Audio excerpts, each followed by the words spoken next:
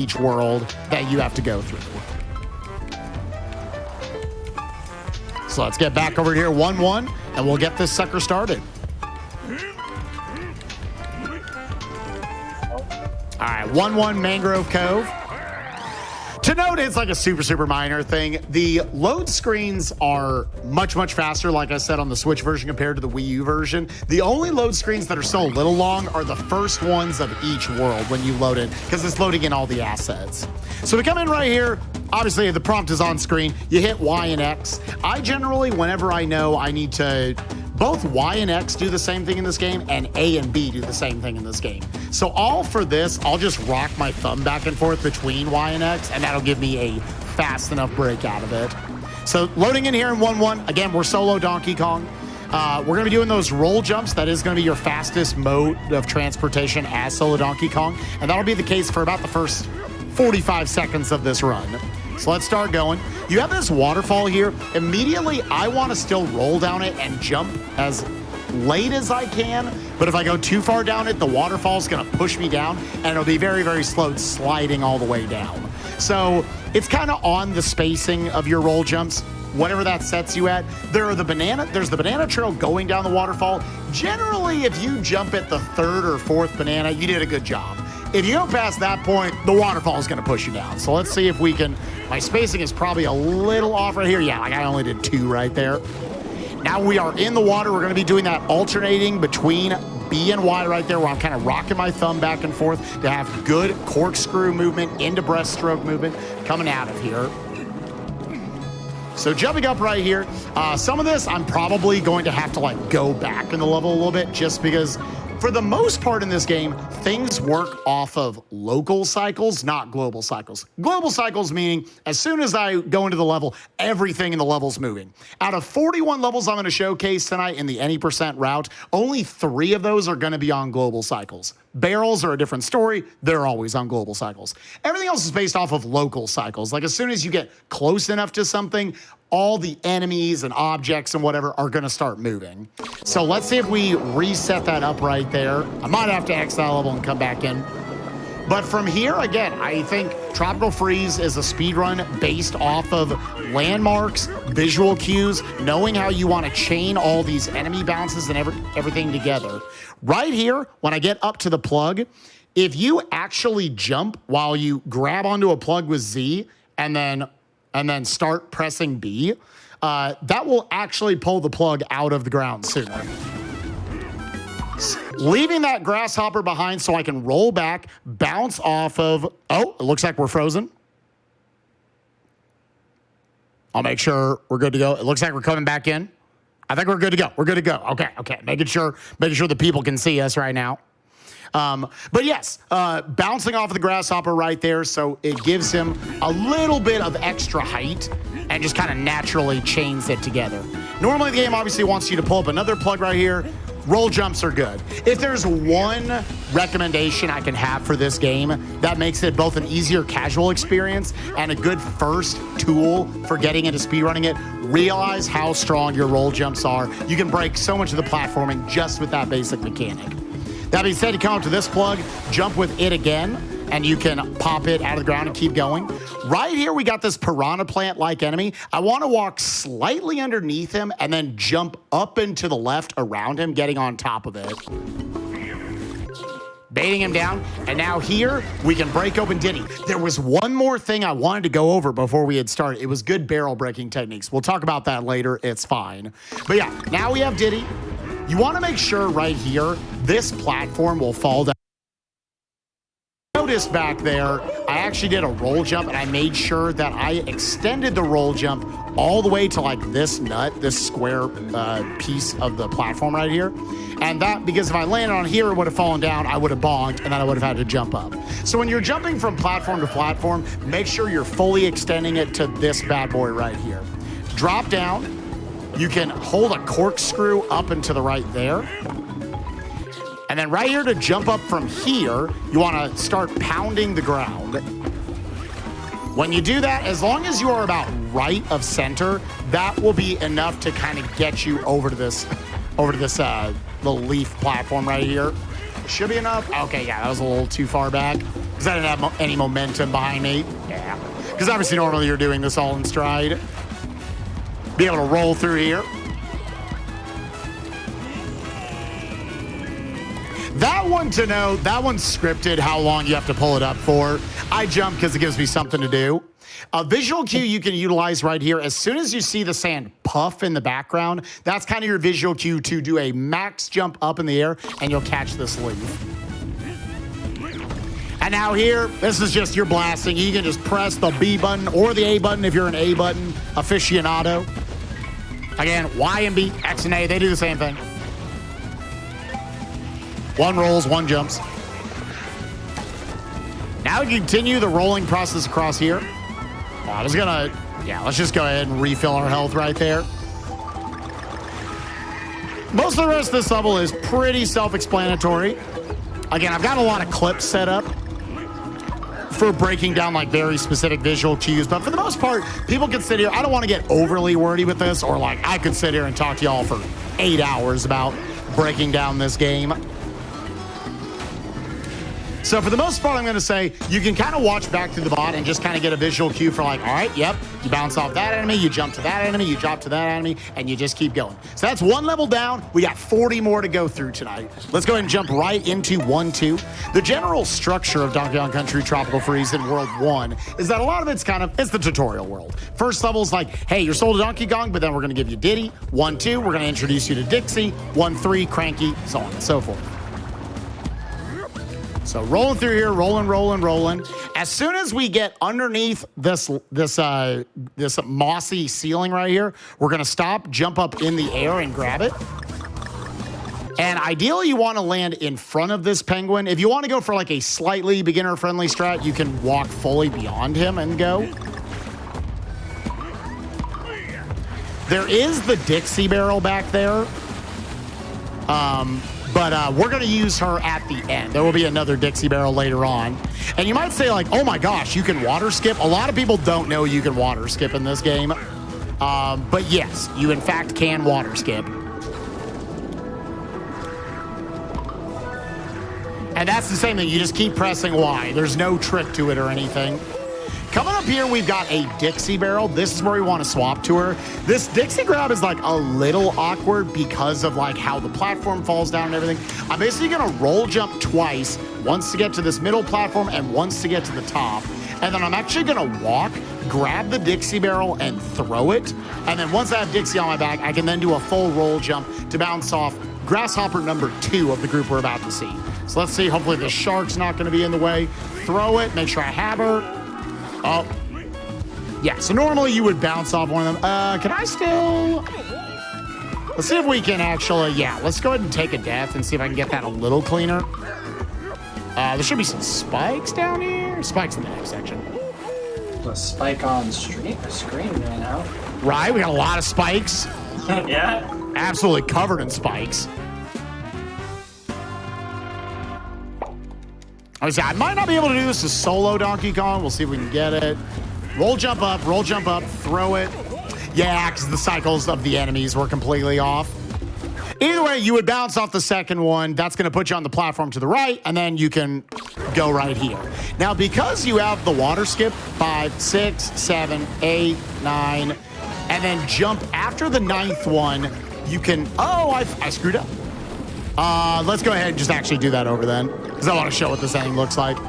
There's immediately, and I'm sure everybody you have on the show goes through it, where you're used to doing everything without like pausing and explaining it.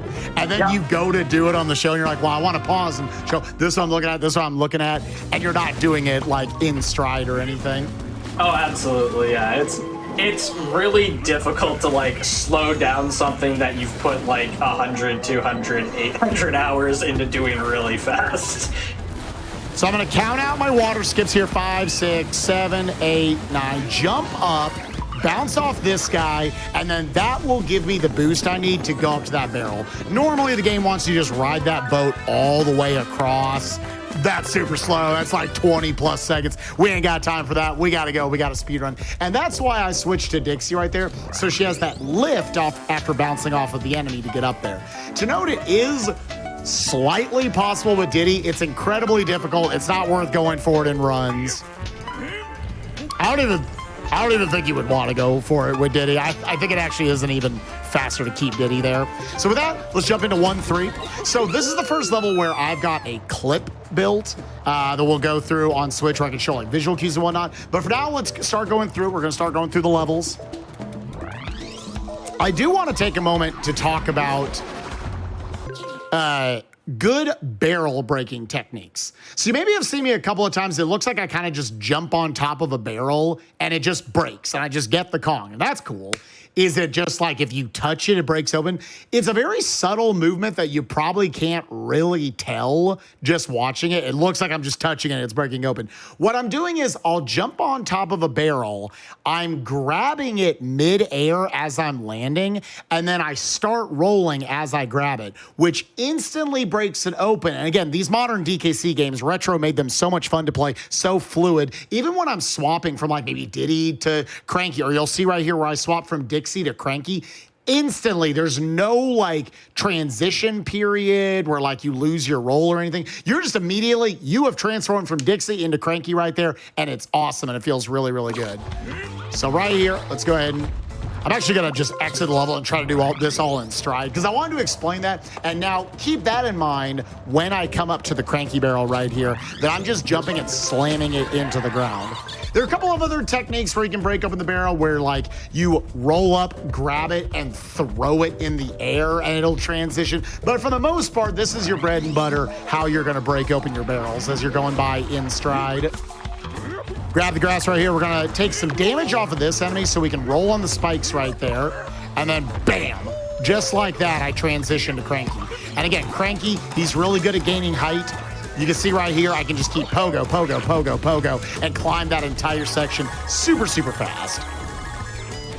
Now, this is definitely the hardest section of the world we've had to do so far. Hopefully I hit it here, otherwise I can show it in my clips. That spacing should work. Yep, beautiful. Love it. Good spacing right there. Setting up for a damage boost right here, and then clearing that last enemy and making our way through. We'll still do a breakdown in just a second.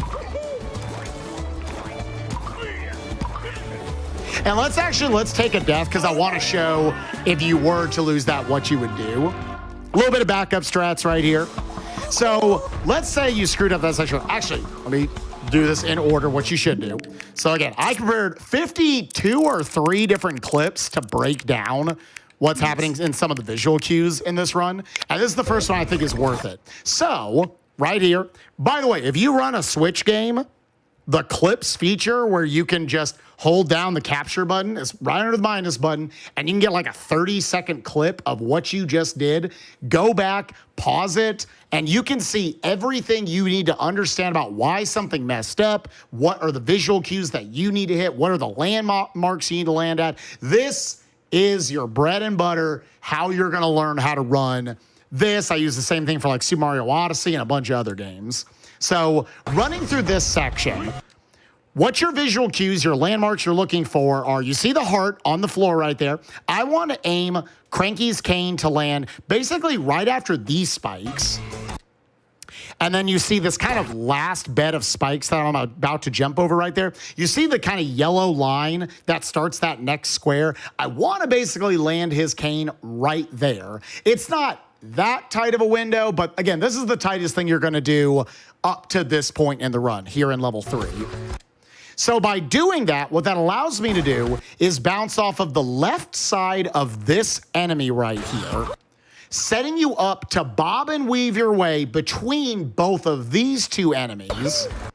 If I bounce off the right side, I'm gonna bonk the ceiling. It's gonna shoot me down. I'll bounce off this middle enemy, and then I'll take damage off of the far right enemy. So because I wanna take damage in this next section coming up, I'm gonna lose Cranky. Any of your Kongs, they only have 2 health to go with them. So if we ever route in a damage boost, for the most part, you don't have an extra hit to give. And that's what can make Tropical Freeze, I don't think, a terribly difficult speedrun to learn and kind of understand how to run, but a very punishing run, because you start to lose those extra Kongs, all of a sudden what solo Donkey Kong can do by himself is a lot more limited. So let's jump back in. Again, your visual cues, you're landing right after the heart, right after the last spikes, left side, weave between them, and then you can keep kind of max pogoing your way through. Having to wait on this thing, you would have to kind of wait for the platform to slide you under. Very, very slow right there. So even if you take damage earlier, you still want to barrel through with Cranky and take the second instance of damage. And then you just have some solo Donkey Kong movement to get to this barrel. Now, let's say that you messed up and you don't have it. Very quick, like 3-second backup right here. Just come up, pick them back up, and then you can keep on going. Those barrels, this is the only level in the run that has just straight up cranky barrels, like they're only cranky. So it's only a 3-second time loss when you mess that up. But still, fun to work on, fun to get better at. And that's 1-3. Levels 1, level 2, level 3, all down, all in the books. You've now seen all 3 of the Kongs, each of their different special abilities. We have one more main level before we get to the boss here of World 1, and kind of the last tutorial of sorts, I guess, is it's the Donkey Kong Country series. No Donkey Kong Country game is complete without some auto-scrollers. Thankfully, this is not Super Mario Bros. 3 World 8. It's not going to be all of them on top of each other, but there are 5 auto-scrollers in any percent we will have to perform. The only real strat I'm going to worry too much about telling you all about here is the barrel skip. Boop, bop, bap, and bam. Just like that, I jumped all the way into the cart right there. I skipped having to use that barrel. Saves like a quarter of a second. And you might say, that looked pretty scary. If you came up short on the cart, what would have happened? You would have died. You would have lost like 10, 15 seconds right there. Is it really worth it for a beginner to go for? I think so, because I actually think it is a very easy skip. So let's go down to clip number 2. I made a lot of these. Because what you're going to do here is that, once again, I talked about you got your full bounces, you got your neutral bops. Full bounce is just your full holding the button, and that's going to give you kind of your max distance right there. You got 4 spots that you're going to bounce off of right here. And you're going to go full pogo, neutral bop off the enemy. So again, no pressing the A or the B button at all. You're just holding right and you neutral bop off of him. Full pogo, and you're into the minecart. So let's watch it. Full pogo, neutral, full pogo, and you're in there. It's just as easy as that. It's just that easy of a skip. And if you're thinking to yourself, that still looks pretty scary, is there any visual cue to kind of have an idea that I'm going to make that minecart? Yes. Let's just back up a few frames right here. Pretty much once again, this little square nut at the end of the platform, as long as Cranky's cane is coming down somewhere in that, I've even come up a little short and I still make it, you're gonna get in there. If you don't feel comfortable, for the 4th one, you can just roll into the barrel, sacrifice a quarter of a second, not a big deal. And then you're into the level. You're into the auto-scroller. Now, I'm not going to break down the auto-scrollers too much. We're already going to be here well into the evening. The biggest thing is the first 2 of the 5 auto-scrollers are minecart levels. In general, you want to jump. And if you're going downhill, you want to jump. If you're going uphill, you want to jump.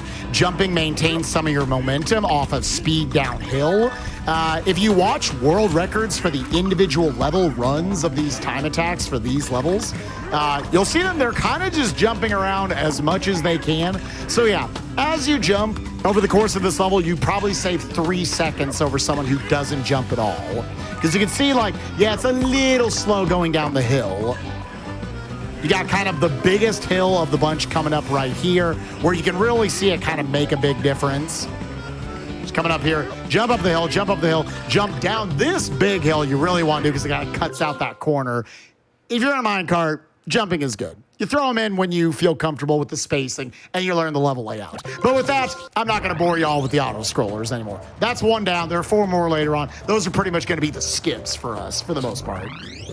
With that being said, we have our boss here of World 1 of 6. We have got Pompey. And this is maybe the hardest boss fight in a speedrun, as goofy as that sounds for boss 1. A lot of the bosses are pretty challenging. Very easy to lose a lot of time right here. Right here, you do have a rotating barrel cycle. This is the first rotating barrel of the run. So you can re-pick someone up. Let's say you get here and you don't have Cranky. I'm just going to show what that other technique was of picking up a barrel, where you roll and then sort of on jumping up, you also do the grab button that sort of scoops up the barrel and chucks it as you're going in. So, if you need to do it, and you say, oh, well, I hit the cutscene right there. If I didn't have Cranky, the game actually gives you whatever the Kong is you scooped up and threw right there, even though you're not seeing them at that point. So, that being said, I'm just going to do this fight. I'm going to show y'all some real goofiness, and then we'll kind of review a lot of what's going on.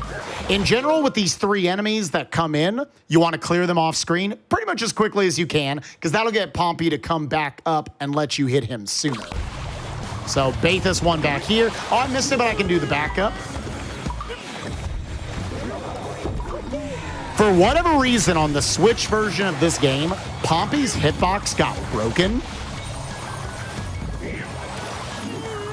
So you are not supposed to jump up. Somehow the bottom of Cranky's cane is making contact with the top of Pompey's head. And if you look on the screen right now, that literally doesn't make sense. Oh, I screwed it up there, actually. Again, when you're pausing, things get harder. Oh, I gotta do I gotta do it over here now. Let's see if we can get this one. It's gonna be really hard from over here. Yeah, I was like, I'm just gonna let him go over there. You can kind of see it right here when you're coming over. Somehow you get priority there. That also can work with like Funky Kong. There's a whole funky mode we haven't really talked about. But yeah, with Cranky, it's by far the most powerful. Why does that work? I don't know. Doesn't matter. Use it. It saves like 30 seconds in the fight. You're at the halfway point. All bosses in this game are 3 phases of 3 hits apiece. Want to make sure you take a damage boost off of the 8th enemy right there. So then you phase right through Pompey, and you can have the cane hit him immediately as he comes down. Oh, yeah, pausing. In general with Pompey, when he disappears in the foreground, that's when you know to roll forward, do the cane bounce off of the ramp, and go straight up in the air in a neutral position to bounce off his head. So he's gone, go, bam, there we go. You don't want to move too far up and to the right. Otherwise this will happen. That shield dude will push you away. So that's why it's important that when you do these hits, you kind of want to, sometimes I'll even move myself back up into the left slightly. A lot of people will tell you just go into neutral. Let's see if we can hit this one. This is the hardest one, and again, I'll show you visual cues in a second for it. Nice, okay. The reason why I didn't just go up there instantly is because when the boss is transitioning into the next phase, so that was the first hit of phase 3, he has a certain amount of iframes. So he just kind of sits there and we go as soon as like he's done powering up effectively, and then we can go for it.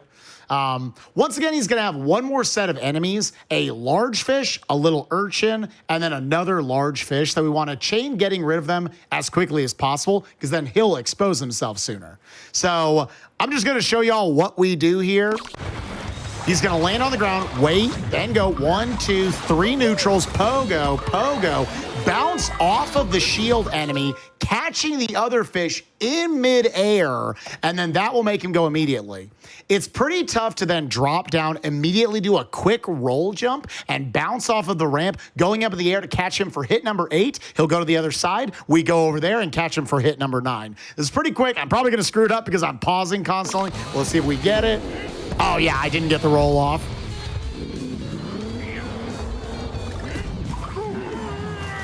So now he's probably, yeah, okay. And then there's hit 9, and that does it for him. So let's now show you a couple of clips that I put together to show kind of some of the visual cues, break that down just a little bit. Got 2 clips prepared for this boss. Yeah, I have 2. Oh, did I never get rid of that one? Oh, no, this is in full. Yes, this go right into phase 1. You roll out of it, and you catch him as his head is torpedoing. You got your different fish right here. Generally, I'm going to bait the first one to land. If you look at the center of the arena, there's the 3 different squares. Right square, I like to have the first fish come to. Just neutral bop off of him. I'm going to bait the second fish into the middle square.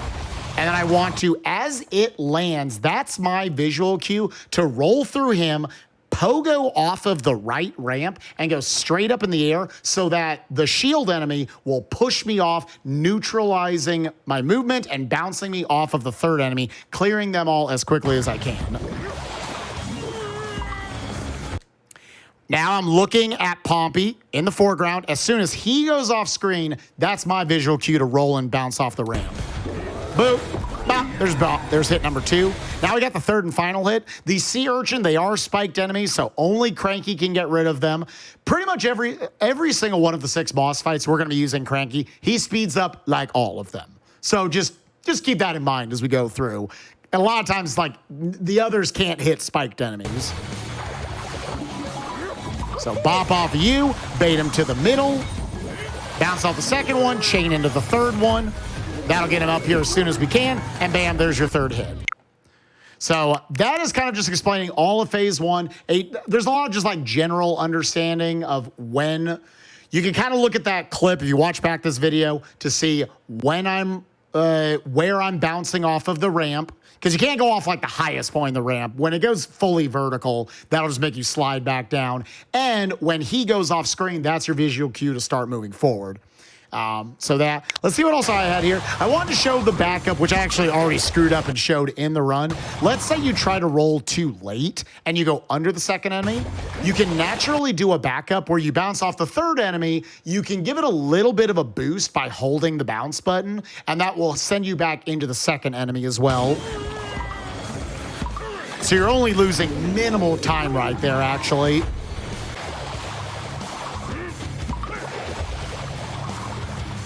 Yeah, rolling through, do a little boost, and you're still not having to wait that long for them. So you don't have to feel like, okay, now I gotta like run around and search for them or anything. And then right here, I just wanted to do one last little breakdown. So again, this is when he's transitioning into both phase 2 and 3. He'll do this angry little, and he'll like, I'm trying to do voice acting for the characters, for the bosses. He'll do this angry little slapping around. The visual cue I use, first of all, I'm kind of looking at 3 points on the screen with peripheral vision. I am looking at Donkey's fist, his background fist. I want to make sure it's basically over that line on the ground. I'm looking to where I'm bouncing off of the highest point in the ramp where I can, which is about where that starfish is on the wall you can see. And I am looking at Pompey's eyes as soon as they close. So not right here. He'll open them for a second. As soon as they close, that's my visual cue to do this quick roll jump, neutral up in the air, and pogo at the height of my jump as I'm crossing over with Pompey. Boom! And there you go. That gets you the instant hit. Every time you miss one of these quick hits with Pompey, you're losing about 7 seconds. I'm not breaking down like a lot of, I guess, the beginner strats or anything, because I would just go for these, and if you miss them, you're basically just doing each of the hits, for lack of a better term, casually. You're just waiting for him to come down and expose his backside. With that, that is World 1. We did it. We beat all of World 1. World 1 is by far the shortest of the 6 worlds. The general structure of the worlds as we go through the rest of the game now is there's generally going to be 6 levels, then a boss in Worlds 2, 3, 4, and 5. Small exception in World 4. We'll get there. And World 6 will be 8 levels and a boss. So it kind of balances it out. Basically 6 levels and a boss apiece.